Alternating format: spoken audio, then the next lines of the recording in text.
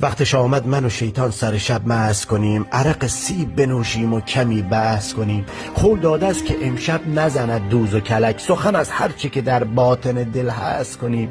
پیک را پر بزن ابلیس خرابم بکند، آنقدر مست که بی حد و حسابم بکند. من و شیطان و عرق کاش خدا هم برسد باز پدرگونه عذابم بکند. شیطون رو مست کردم، حالا یکم حرف بکشیم از شیطون. گفتم از عشق بخوان تا ز تن آزاد شوم، از خداوند بگو بلکه من ارشاد شوم.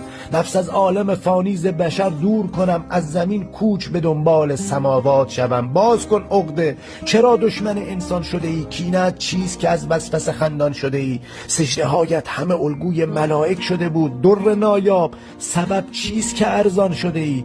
ابلیس به حرف اومد، چه کس گفته که مرتد شدم و چرا با تو بشر گرم به صحبت شدم. با دهان نجست نام خدایم تو مبر، من فقط نزد خدا گیر منیت شدم. من فقط وسوسه‌ام عقل به تصمیم تویی، نقشه در فکر تویی، قدرت ترمیم تویی. در تو افکار پلیدی است که در من نبود، مهر تایید منم هر بار تنظیم تویی. مستی از دست خودت بوده خطاکار منم، عرقش را تو خریدی و گناهکار منم. من شیطان سیه روز چه کارم به تو بود، همه اعمال ز تو حال بدهکار منم.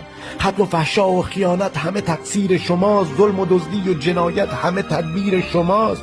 عقل آمد که بیراهه شیطان نروید، بنگر هر چه بدی گشته ز تأثیر شماست. آخ ناگهان حرف ز تشریف خدا خاتمه شد، من و شیطان و سکوتی که پر از واهمه شد. خواستم نطق کنم جمله شنفتم که سکوت، وای من بزم عرق عاقبتش محکمه شد. بر سر سفره می خیره به چشمانم شد، عاقل در وسط بزم شبستانم شد. سر به زیرم خجلم وای ندانم چه کنم، رب الارباب جهان سرزده مهمانم شد.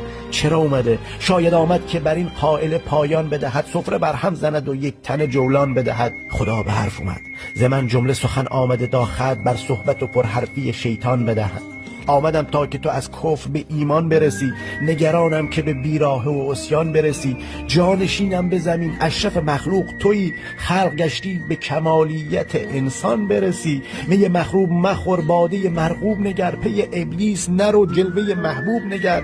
نیک کن نیک بمان نیک به پایان نرسد، صبر کن عاقبت قصه ایوب نگر. آخ گیج و گنگم، عرق از حال و هوایم گم شد، در سخنرانی حق ثانیه هایم گم شد. مستم از حال تحیر ز زمانی که گذشت، فکر تغییر شدم لحظه برایم گم شد.